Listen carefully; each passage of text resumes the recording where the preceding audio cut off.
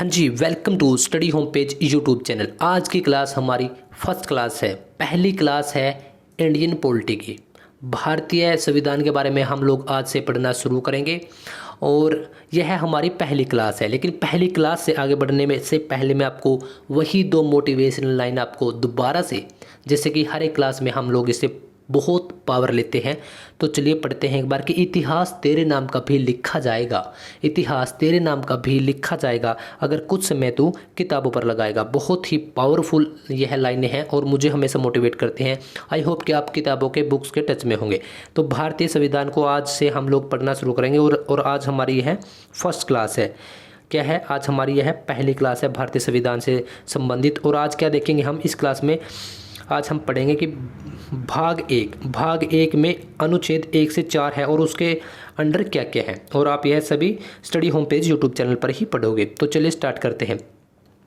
देखिए, स्टार्ट करने से पहले मैं आपको एक बात बता देता हूँ कि यह क्लास किन लोगों के लिए बेनिफिशियल है। देखिए, सबसे पहले देखिए, अगर आप इंडिया के, आप सेंटर के किसी भी प्रकार के, आप भारत के अंदर कोई भी एग्ज़ाम दे रहे हो, तो उसके लिए बहुत मोस्ट इम्पोर्टेंट है ये। क्या है? बहुत मोस्ट इम्पोर्टेंट। सेकंड, जैसे कि आप हरियाणा का एग्ज़ाम दे रहे हो, HCS, या फिर हरियाणा का CET, या फिर हरियाणा पुलिस का, या फिर आप हरियाणा से बाहर किसी भी एग्ज़ाम को देते हो, तो उसके अंदर पॉलिटी से आपके क्वेश्चन पूछे ही जाते हैं। और अगर आप किसी भी प्रकार के एग्ज़ाम की तैयारी नहीं कर रहे, वैसे ही आप बेसिकली आप आपके अंडरस्टैंडिंग के लिए, आपके नॉलेज के लिए इस क्लास को देख रहे हो, तब तो आपको बहुत जल्दी और बहुत अच्छे तरीके से आपको क्लास समझ में आ जाएगी। क्योंकि यहाँ पर मेरा मकसद सिर्फ यह नहीं कि मैं एक वीडियो बनाकर टाइम पास के लिए या फिर कुछ व्यूज़ के लिए मैं इस क्लास को पब्लिश करता रहूं। नहीं, मेरा एक ही मोटिव है कि मैं खुद भी अभी स्टडी कर रहा हूं। मैं भी आपके एज ग्रुप का कैंडिडेट हूँ। मैं भी आप लोगों की तरह कंपटीशन एग्ज़ाम की तैयारी कर रहा हूँ। लेकिन मेरा एक ही मकसद है कि जिस हिसाब से मैं पढ़ता हूँ, तो क्यों ना आपको भी पढ़ाया जाए, क्यों ना आप लोगों के साथ यह वीडियो शेयर की जाए। और सिर्फ एक ही चीज़ है जो कि बहुत सारे लोगों को अलग बना देती है, कुछ लोगों को बहुत सारे लोगों से अलग बना देती है, या कुछ टीचर्स को बहुत सारे टीचर्स से अलग बना देती है। वह होता है उनका पढ़ाने का तरीका। उनका जो पढ़ाने का तरीका होता है, उनका नज़रिया होता है, सिर्फ इतना ही है। क्योंकि वैसे तो आपको नॉलेज आप कहीं से भी ले सकते हो। तो चलिए करते हैं आज की वीडियो स्टार्ट। देखिए, पहले हम लोग क्या करेंगे कि पहले हमको कई चार्टर पढ़ने पड़ेंगे, है ना। कई चार्टर, जैसे कि 1873 का, और फिर उसके बाद 84 का, इस प्रकार से आएंगे। लेकिन यह बहुत बोरिंग चीज़ें होती हैं, हमें स्टार्टिंग में समझ में नहीं आएंगी क्योंकि हमारी नींव नहीं टिकेगी। तो हम क्या करेंगे, हम डायरेक्टली भाग 1 से पढ़ना शुरू करेंगे, और उसके बाद जब आपकी अंडरस्टैंडिंग अच्छी हो जाती है, तो उसके बाद ये चार्टर पढ़ते हैं। बाकायदे मैंने लिख रखा है कि भारतीय संविधान की पहली प्रमुख सीढ़ियाँ अधिनियम एवं चार्टर है। ठीक है, इसी के बाद तो भारत का संविधान बनता है। लेकिन इनको हम बाद में पढ़ेंगे, क्योंकि पहले इनको पढ़ लेते हैं तो यह बोरिंग हो जाएगा और हमें कुछ भी समझ में नहीं आएगा, और इस पर ज़्यादा टाइम हम खर्चना नहीं चाहते। तो हम डायरेक्टली भारत का जो संविधान है उसके भाग नंबर 1 से पढ़ेंगे। देखिए, सबसे पहले हम एक बात बिल्कुल क्लैरिफाई कर लेते हैं कि एक्चुअल में संविधान है क्या। आज हम इस क्लास में मोटे मोटे रूप से देख लेते हैं, क्योंकि पहली क्लास का मतलब क्या होता है कि आप आज ही डिसाइड कर लोगे कि आपको नेक्स्ट टाइम इस चैनल पर आना है या नहीं आना, क्योंकि वह मेरे सिर्फ टोटली मेरे पढ़ाने के तरीके पर आपको डिपेंड करेगा। देखिए, सबसे पहले हम लोग क्या देखेंगे कि एक्चुअल में भारतीय संविधान है क्या। तो हम देखिए, एक बुक होती है आपकी, कोई भी बुक, तो ठीक उसी प्रकार से संविधान की एक बुक है। जैसे कि उस बुक के अंदर सब कुछ लिखा होता है जो कि आप एग्ज़ाम के लिए प्रिपेयर करते हो, जो कि उसको पढ़कर आप एग्ज़ाम निकाल लेते हो। यानी कि उसमें वो सभी चीज़ें हैं जो एग्ज़ामिनर पूछ रहा है, जो कि एग्ज़ाम में पूछी जाती हैं। ठीक उसी प्रकार से वह एक बुक है। भारतीय संविधान एक बुक है जो कि लिखी गई है, और उसके अंदर अपनी पूरी लाइफ के सभी रूल्स लिखे गए हैं। लाइफ मीन्स की, जैसे कि उसके अंदर टोटली नियम लिखे गए हैं जो कि भारत सरकार से, भारत के संविधान से संबंधित हैं, और जो कि हम हर दिन कहीं ना कहीं उनका हमारे जीवन में हम यूज करते हैं। तो टोटल मिलाकर इसी को बोला जाता है एक भारतीय संविधान। उसके अंदर कुछ रूल्स हैं बुक के अंदर, उसी को बोला जाता है संविधान की किताब या भारतीय संविधान। देखिए, अगर आप कोई किताब पढ़ते हैं तो उसके ऊपर आपके चैप्टर का नाम या आपके लेसन का नाम और उसका पेज नंबर, और उसके अंदर फिर जैसे कि क्वेश्चन हो गए या फिर कुछ डिटेल्स लिखी रहती होंगी। तो ठीक उसी प्रकार से है भारतीय संविधान। देखिए, भारत के 22 भाग हैं, 22। देखिए कितने भाग हैं, 22। और उसके आगे जब आप एक भाग को पढ़ते हैं, जैसे कि हम एग्जाम्पल के लिए जैसे हम तीसरे भाग को पढ़ रहे हैं, तो उसके बाद आपको क्या मिलेगा, भाग का नाम। जैसे कि अब इसका भाग का क्या नाम है, मूलाधिकार। हमारे मूलाधिकार क्या क्या है। और उसके बाद आपको क्या मिलेगा, जैसे कि आपको ऊपर कॉर्नर पर मिलता है पेज नंबर, तो इसमें आपको क्या मिलेगा, आर्टिकल। यानी कि जैसे कि यह है 12 से 35 आर्टिकल, 12 से 35 तक आर्टिकल हैं जो कि हमारे मूल अधिकार को बताते हैं। और यह भाग 3 में है। भाग 3 हमारा मूल अधिकार से रिलेटेड है। तो ठीक इसी प्रकार से हम बिल्कुल आराम आराम से और बिल्कुल बेसिक तरीके से हम लोग आगे पढ़ते हुए चलेंगे। और अगर आपका कोई भी डाउट रह जाता है तो आप मुझे इंस्टाग्राम पर, फेसबुक पर, टेलीग्राम ग्रुप पर, या फिर इसी वीडियो के या फिर किसी भी वीडियो के, खासकर इसी वीडियो के अगर कमेंट में आप पूछ लेते तो मैं आपका रिप्लाई 101% करूँगा। देखिए, आई होप कि आपको इतनी बातें समझ में आ चुकी होंगी कि 22 भाग हैं। और देखिए इसमें 22 भाग हैं और टोटल आर्टिकल कितने हैं आपके, 395। ठीक है, 395। आप हम लोग कितने पढ़ेंगे, 395 आर्टिकल पढ़ेंगे। मतलब कि 395 एक किस्म से आप ये लगा सकते हो कि इनके अंदर सभी रूल्स हैं, 395 आप। ठीक है, और यह 395 आर्टिकल हम कितने भागों में पढ़ेंगे, 22 भागों में। ठीक है, 22 भागों में, यानी कि 22 पेज लगा सकते हैं आप कि 22 पेजों पर है ये, या 22 चैप्टर लगा सकते हैं आप इसको कि 22 चैप्टर हम लोग भारतीय संविधान में पढ़ते हैं। देखिए, भाग नंबर 1 को आज हम कवर करेंगे। और भाग नंबर 1 के अंतर्गत क्या है, अनुच्छेद 1 से 4 है। जैसे कि हम लोगों ने बात की कि हम 395 आर्टिकल यानी कि 395 अनुच्छेद पढ़ेंगे, तो आज हम लोग कितने कवर करेंगे, 1 से 4, यानी कि आज हम 4 आर्टिकल कवर करेंगे। चैप्टर का नाम यह है आपका हो गया सीरियल नंबर भाग 1, और चैप्टर का नाम आपका क्या है, संघ एवं राज्य क्षेत्र। संघ एवं राज्य क्षेत्र, और यह आर्टिकल 1 से 4 है। देखिए, अनुच्छेद 1 आर्टिकल 1 आपका क्या बोलता है कि भारत राज्यों का संघ है। इंडिया क्या है, यूनियन ऑफ टेरिटरी, भारत राज्यों का संघ है। तो भाग अनुच्छेद नंबर 1 बोलता है। अब आप लोग कंफ्यूज हो जाएंगे कि यूनियन क्या होता है, और इसको थोड़ा डिफाइन कीजिए। देखिए, पहला होता है आपका कॉन्फेडरेशन, इसको बोला जाता है हिंदी में परिसंघ। इसमें क्या होता है कि किसी क्षेत्र को आसानी से तोड़ा जा सकता है। यह कुछ डेफिनेशन है, और आप बिल्कुल भी कन्फ्यूज मत होइए। अभी आपको 1 मिनट के अंदर सभी चीज़ें आपके सामने होंगी। देखिए, और दूसरा होता है आपका फेडरेशन, इसका मतलब होता है संघ। ये इसमें क्या होता है कि कई क्षेत्र मिलकर एक देश बनाते हैं। ठीक है, कई क्षेत्र मिलकर एक देश बनाते हैं। जैसे कि रूस पहले सोवियत संघ का हिस्सा था, सोवियत संघ का रूस एक हिस्सा था, और अब क्या है, अब रूस अलग है, और सोवियत संघ में से बहुत सारे देश अलग अलग निकल चुके हैं। तो इस प्रकार से आप इसको देख सकते हैं। और एक आता है आपका यूनियन का भी मतलब क्या होता है, संघ। देखिए, फेडरेशन का मतलब भी संघ, यूनियन का मतलब भी संघ। जैसे देखिए, कई बार इसमें क्या होता है कि जब किसी भी क्षेत्र को शामिल कर लिया जाता है तो उसको दोबारा तोड़ा नहीं जा सकता किसी भी हालात पर, यानी कि उसमें उसके टुकड़े नहीं हो सकते। तो इसका मतलब क्या होता है, यूनियन, और इसका मतलब होता है फेडरेशन।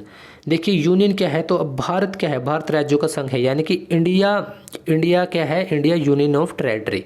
तो यहाँ पे कौन सा आपका संघ आएगा, यूनियन वाला आएगा। यानी कि भारत का जैसे कि अब भारत के जो टुकड़े हैं या भारत के जितनी भी सीमाएं हैं या भारत के जितने भी राज्य हैं, उनको किसी भी हालात पर बाहर नहीं किया जा सकता। तो इतनी बातें आपको ध्यान रखनी है। तो चलिए आगे देखते हैं। आगे यह क्या था, यह था अनुच्छेद नंबर 1 कि भारत राज्यों का संघ है। अनुच्छेद नंबर 2 में क्या है, भारतीय संसद। भारत की जो संसद है वह विदेशी राज्यों को मिला सकती है या उसमें परमिशन दे सकती है। जैसे कि विदेशी राज्य है, जो इंडिया से बाहर के जो राज्य हैं, अगर वह या कोई भी क्षेत्र विशेष है तो वह इंडिया में अगर शामिल होना चाहता है तो हमारी संसद इस चीज़ को अलाउ करती है कि आप इसको मिला सकते हैं। इसका एग्जाम्पल देखिए, सॉरी इसका एग्जाम्पल देखते हैं हम एक।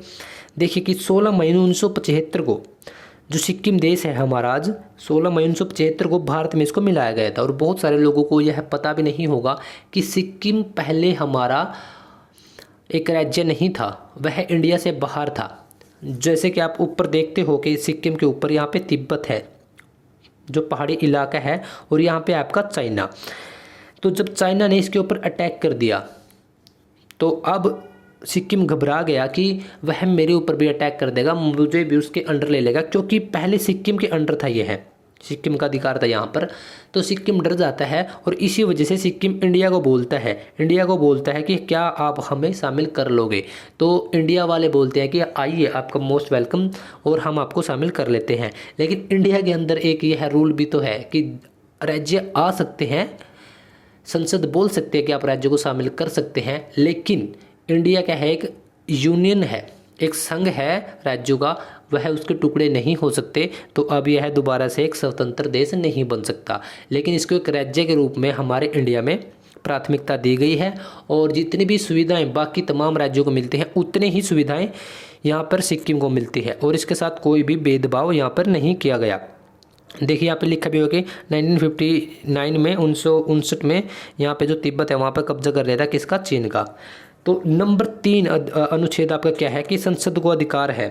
देखिए पहले संसद ने एक परमिशन दी, अब क्या है कि संसद को एक अधिकार है। वहाँ पे क्या परमिशन दी थी, विदेशी राज्यों को बुला सकते हैं। अब संसद को क्या अधिकार है कि वर्तमान में राज्यों में बदलाव, जैसे कि नाम में, क्षेत्र में, या फिर तोड़फोड़ या फिर मिलावट, यानी कि दो ही प्रकार से, एक तो नाम, एक क्षेत्रफल।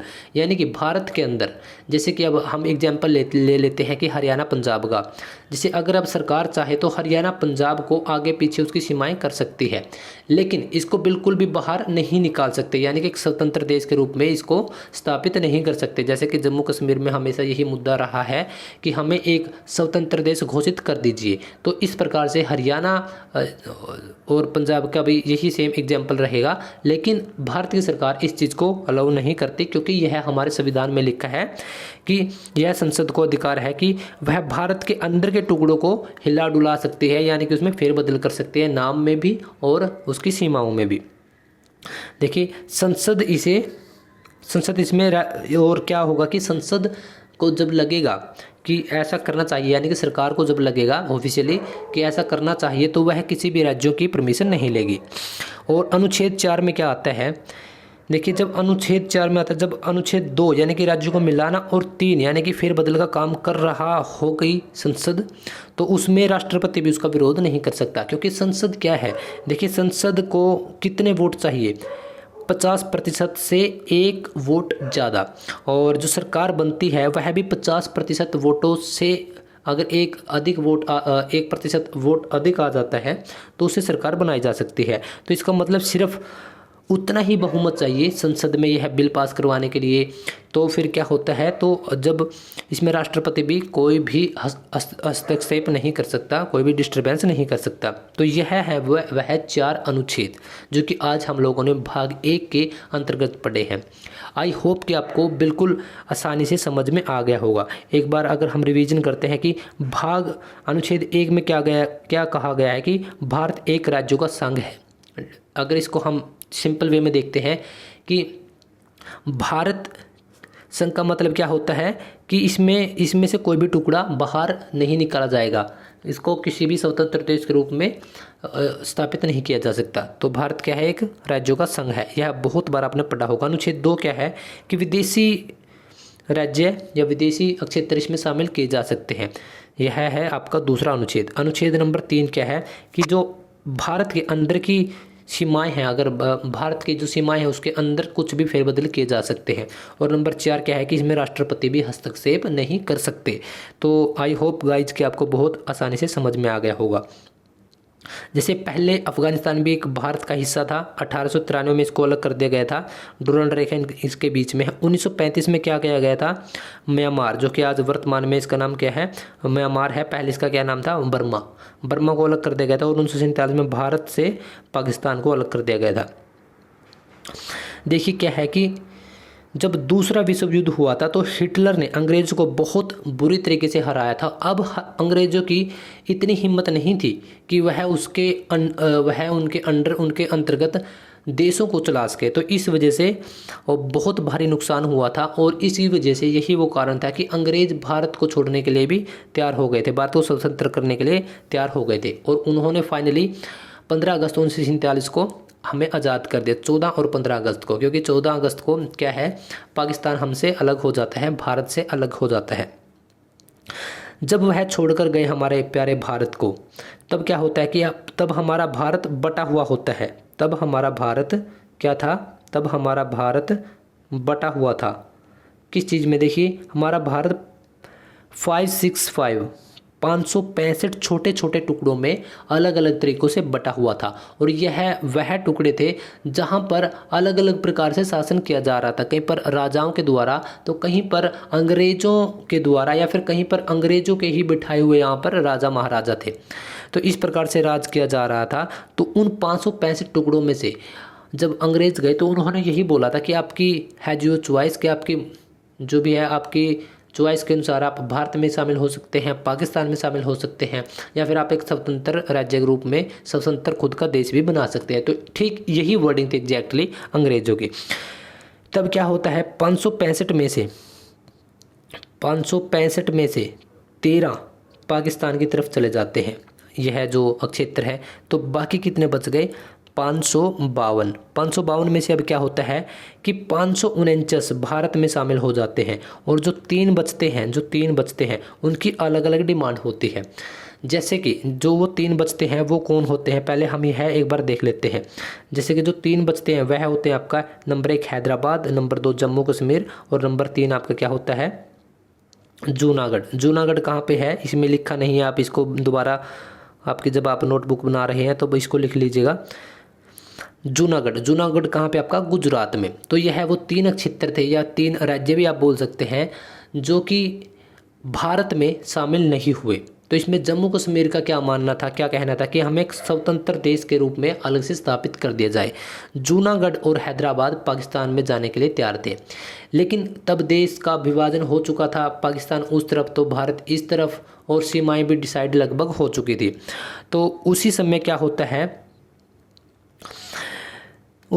होता है कि हमें यह राज्य, यह टुकड़े हमारे भारत के अंदर ही रखने थे, और किसी भी प्रकार से।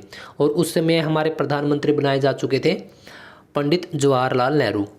तो सरदार वल्लभ भाई पटेल भी, और क्या होता है कि सरदार वल्लभ भाई पटेल को यह अब चार्ज दे दिया जाता है कि आप जाइए, हैदराबाद जाइए, जूनागढ़ जाइए, तो आप जहाँ पर भी यहाँ पर विवाद हो रहे हैं आप उनसे निपट कर आइए। तो सरदार वल्लभ भाई पटेल जाते हैं, एक ऑपरेशन पोलो चलाते हैं। और ऑपरेशन पोलो क्या होता है कि आर्मी को लेकर आते हैं वो पुलिस की वर्दी के अंदर, क्योंकि पुलिस तक तो अलाउड था लेकिन आर्मी अलाउड नहीं थी। और उसके बाद उनको ऑफिशियली जब आर्मी आई है तो उनके साथ जो उनका विवाद था, उनको मारा गया, पीटा गया, और उसको हैदराबाद को हमारे भारत के अंदर ही रख लिया गया, नंबर 1।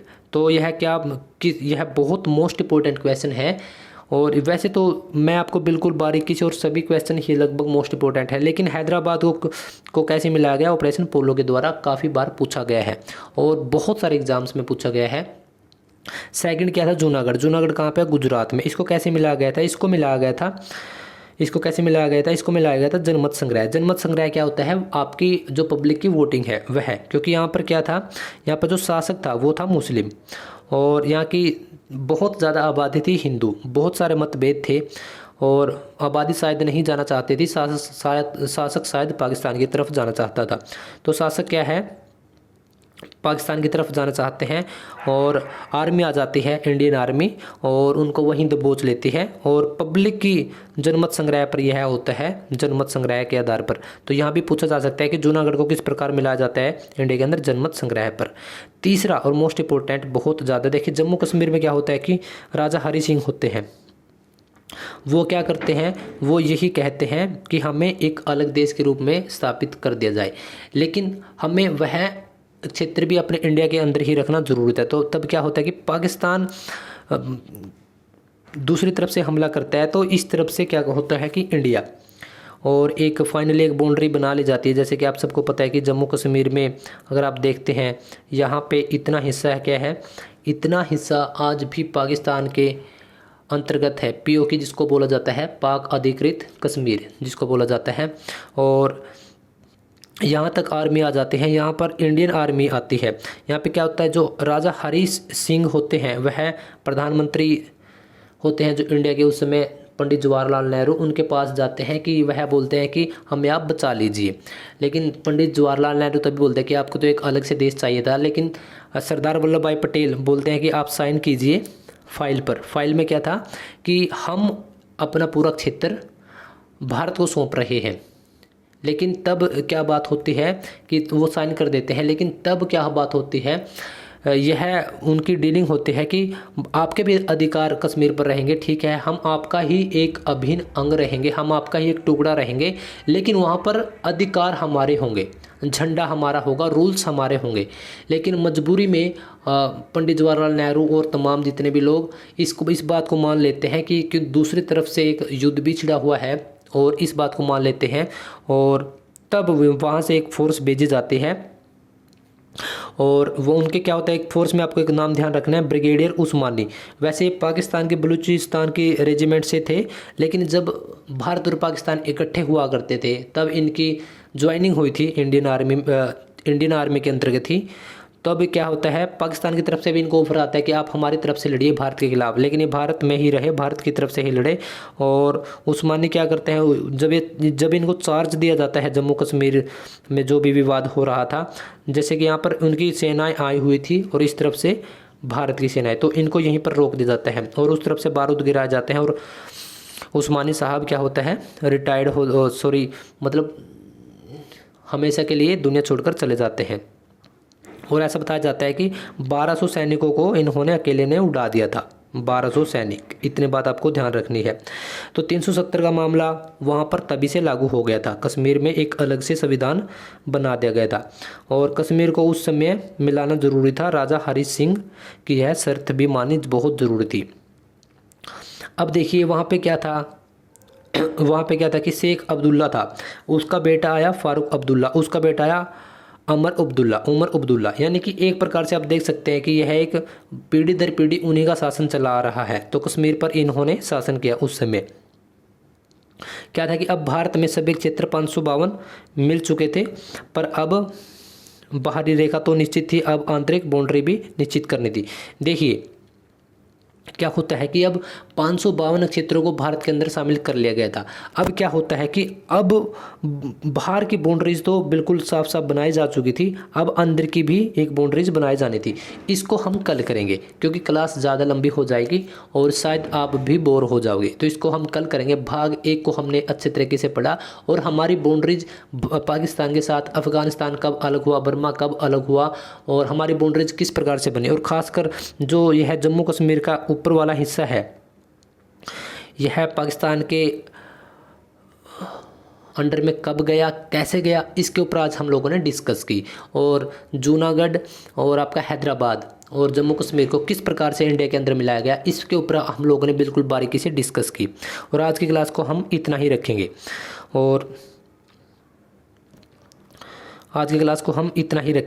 और अगर आपको यह क्लास अच्छी लगे तो आप इस वीडियो को लाइक कर सकते हैं और आप मुझे भी मोटिवेशन दे सकते हैं। इस क्लास की आपको PDF मिलेगी टेलीग्राम ग्रुप के अंदर। टेलीग्राम ग्रुप को आप इसी वीडियो के डिस्क्रिप्शन में सबसे ऊपर ही आपको लिंक मिलेगा, टेलीग्राम लिखा हुआ, तो आप वहां से ज्वाइन कर सकते हैं और आपको सभी क्लासों के PDF वहां से आप डाउनलोड कर सकते हैं। लेकिन मैं आपको यही बोलूँगा कि आप PDF डाउनलोड कर आपके खुद के हैंड रिटन नोट्स बनाइए, क्योंकि आपको बहुत बेनिफिट होगा, बहुत आप फ़ायदे में रहोगे। और आपको क्लासें कैसी लग रही हैं ज़रूर कमेंट कीजिएगा और मिलते हैं फिर कल की क्लास में। Thank you guys.